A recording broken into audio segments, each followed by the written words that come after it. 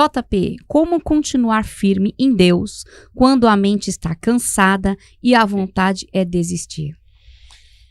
Muito bem, é uma pergunta bem complexa. Eu vou pegar um exemplo clássico no texto bíblico do profeta Elias. Elias, ele tem o que a gente chamaria hoje de burnout. Ele acabou quando você lê os relatos, você percebe, ele acabou de vencer uma batalha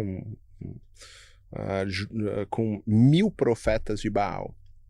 E ele vence, passa todos no fio da espada e tal, e ele acha que agora ele vai poder descansar. Aí uma mulher chamada Jezabel fala assim, esse cara é o bonzão, eu vou matar ele. Ele recebe a notícia dessa mulher, dessa ameaça que ele tá tendo, e ele estafa. Ele trava completamente. Então você tem aí artigos de mestrado e doutorado na USP, na PUC, vários deles você pode procurar na internet que os artigos estão lá, falando sobre o burnout de Elias. Elias tem um burnout. Ele travou, consumiu todas as energias que ele tinha e ele foge. E essa é a hora de eu não quero saber de Deus, eu não quero saber da minha família, eu não quero saber mais de nada. Simplesmente tem um momento da nossa vida que a gente dá uma travada. Principalmente quando as pressões são muito grandes. É uma batalha depois da outra. Não tô nem fazendo propaganda do filme, né? Que ganhou o Oscar agora, uma batalha após a outra. Que é muito bom, por sinal, pode assistir. Com o Leonardo DiCaprio e com o... Não me lembro mais o nome dele. É Benício Del Toro, né? E aí o nosso amigo Elias, ele tem uma estafa e foge, né?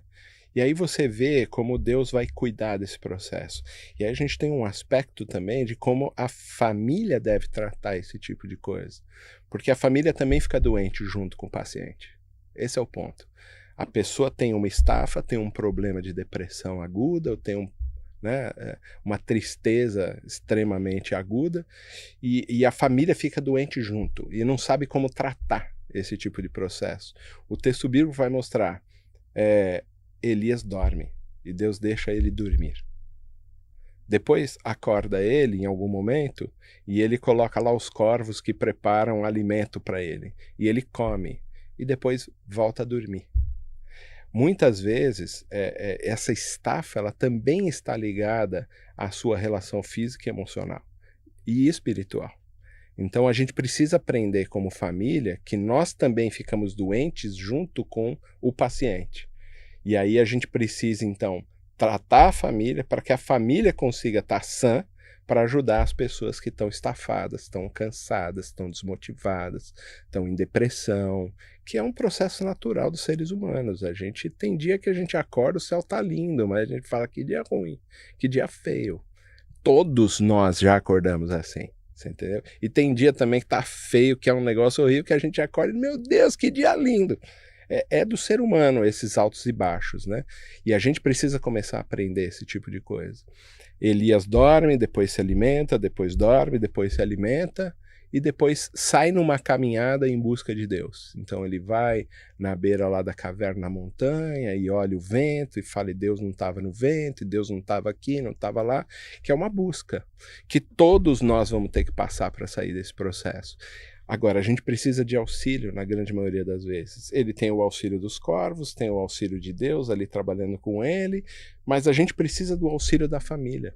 E na grande maioria das vezes é isso que acontece. A família precisa estar sã para ajudar essas pessoas a saírem. Senão a gente não consegue enxergar a saída.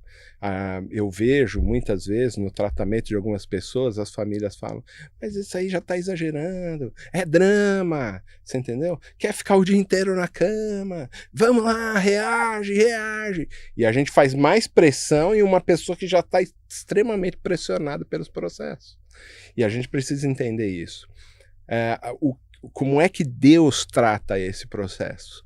Ele trata exatamente respeitando as pessoas e os seus limites, que a gente também precisa. Não com cobrança. Não, a cobrança não é. É a pior coisa que nesse tipo de caso, sim. Quando a pessoa está na estafa, quando ela está na depressão profunda, quando ela está no burnout, né? Quando ela está nesse tipo de processo, a cobrança não vai levar a lugar nenhum. Você entendeu? A gente não vai conseguir tirar. Claro que sim, né? A gente precisa entender o grau das relações que a gente tem e da maturidade diante desse desafio que está posto à mesa na família. E a gente precisa entender, agora é a hora de pressionar ou agora é a hora de... Tem um momento que a gente vai falar, bora, agora vamos, entendeu? E a gente vai. Mas, num primeiro momento, a gente precisa fazer uma hermenêutica... Fazer a pessoa entender. Exato, a gente precisa entender antes dela. Isso. Porque se a gente não entender a pessoa que está passando, a gente não tem como ajudar. Eu não consigo planejar um caminho para a pessoa sair, um passo a passo. A gente quer que as pessoas deem passos maiores do que as pernas delas. Quero te entender para te atender. Exatamente. Isso a família precisa prestar atenção. Né? Quero te entender para te atender. Exatamente. Como que a pessoa sai dessa sozinha? Não sai. Entendeu? Precisa de auxílio. Precisa de auxílio.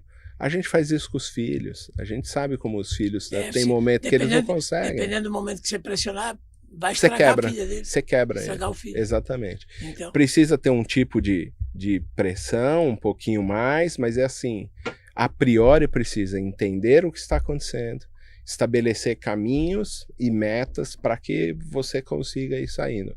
Um terapeuta, um psiquiatra, tudo isso, um pastor, um conselheiro espiritual, todo esse conjunto precisa caminhar junto, entendeu? Não é só um terapeuta, não é só um psiquiatra e não é só um pastor. Todos eles juntos, um conselheiro espiritual. E o pai? Tudo junto. Muitas vezes não tem o pai, não tem a mãe, não tem a família perto. E isso também é um agravante para o processo de depressão, de tristeza e de desistir da vida e dos desafios que estão colocados, porque as famílias são disfuncionais. Percebe? Então, qual é a importância da igreja nessa hora? Qual é a importância de um terapeuta? Qual é a importância de um psiquiatra nessa hora? Que eles trabalhem em conjunto, junto com o que ainda existe de família para poder fazer a coisa acontecer. Cada um no seu papel, a coisa anda. Muito interessante o papo, o assunto que você tocou aí, porque eu tenho certeza que em muita gente, pouco ou muito, isso acontece na nossa família, no nosso dia a dia. E isso que foi falado aqui em resumo, preciso te entender para te atender. Quando a boa vontade dos dois lados acontece mesmo, não tem jeito. E quem está nessa situação precisa entender que precisa de ajuda. É lógico. Primeira pessoa precisa querer ajuda. Precisa entender que precisa.